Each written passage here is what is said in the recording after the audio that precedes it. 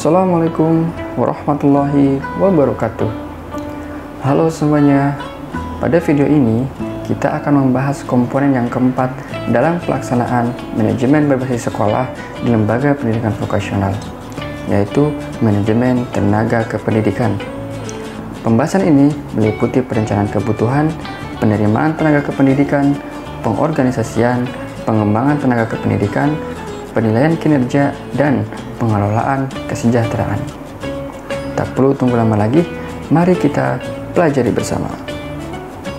Konsep manajemen tenaga kependidikan dalam lembaga pendidikan vokasional melibatkan pengelolaan sumber daya manusia yang berkaitan dengan tenaga pendidik dan tenaga kependidikan di instansi tersebut.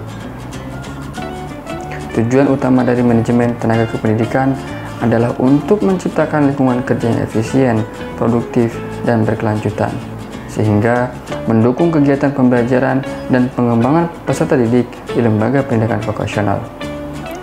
Berikut ini beberapa proses pelaksanaan manajemen tenaga kependidikan dan lembaga pendidikan vokasional yang mencakup beberapa langkah. Tahap pertama yaitu perencanaan kebutuhan tenaga kependidikan.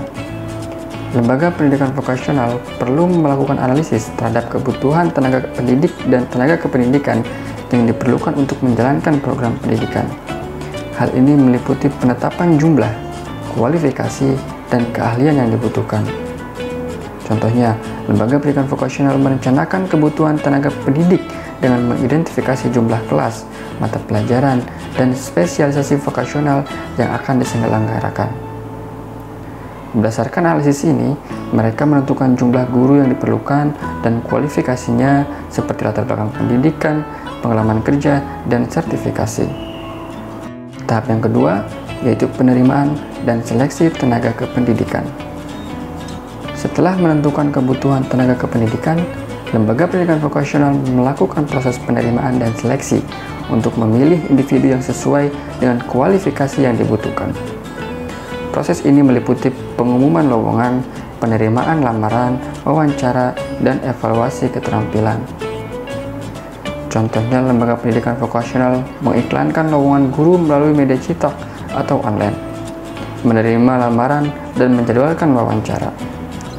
Mereka melakukan penilaian terhadap kualifikasi pendidikan, pengalaman kerja, serta kemampuan mengajar dan berkomunikasi untuk memilih calon tenaga pendidik yang paling sesuai.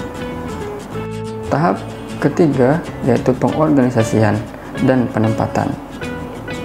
Menempatkan tenaga kependidikan pada posisi yang sesuai dengan keahlian dan kompetensi mereka.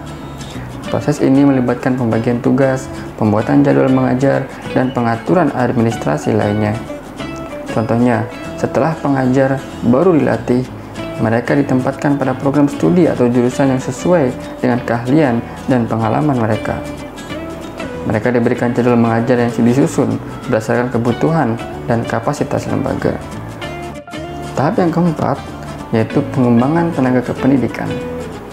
Setelah proses seleksi, lembaga pendidikan vokasional perlu menyediakan program pengembangan dan pelatihan untuk meningkatkan kompetensi dan profesionalisme tenaga pendidik dan kependidikan.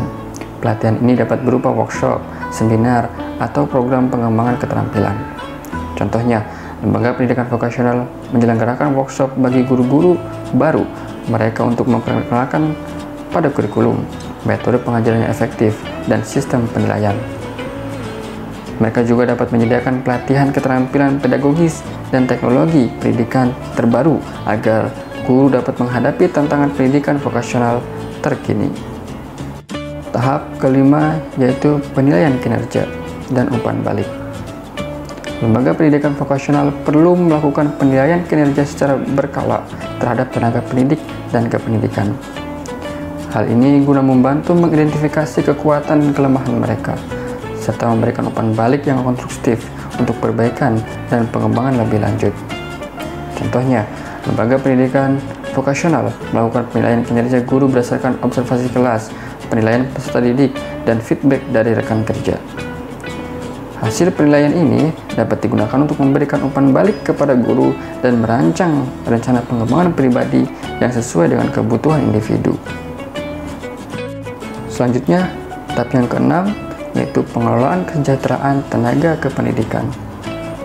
Lembaga pendidikan vokasional harus memperhatikan kesejahteraan tenaga pendidik dan kependidikan, termasuk memberikan kompensasi yang adil, pengakuan atas kinerja yang baik, dan menciptakan lingkungan kerja yang mendukung. Contohnya, lembaga pendidikan vokasional memberikan kompensasi yang sesuai dengan tanggung jawab dan kualifikasi guru.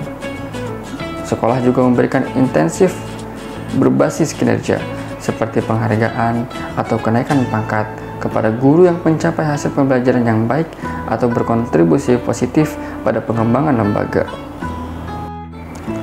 Melalui proses ini, manajemen tenaga kependidikan di lembaga pendidikan vokasional dapat menciptakan lingkungan yang memadai bagi tenaga pendidik dan kependidikan untuk memberikan layanan pendidikan yang berkualitas dan mendukung pengembangan kompetensi peserta didik.